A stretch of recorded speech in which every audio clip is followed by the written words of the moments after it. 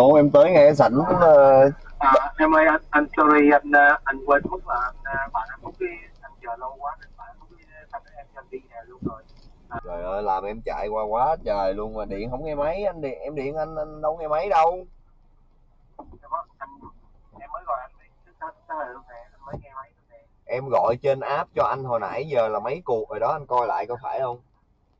Ok, ok, anh lỗi em nghĩ trong ok chờ chứ nha. Anh phải hủy chứ, anh đặt anh phải hủy chứ.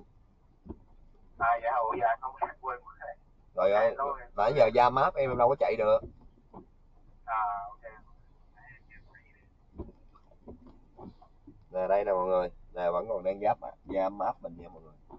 Đây, Hơn 5 phút rồi nha. vẫn còn Đây mình đang giáp không lên mình án nha, ai cả. chưa hủy Mình nha. chỉ mong muốn khách hàng sau này có đặt xe thì nên rút kinh nghiệm.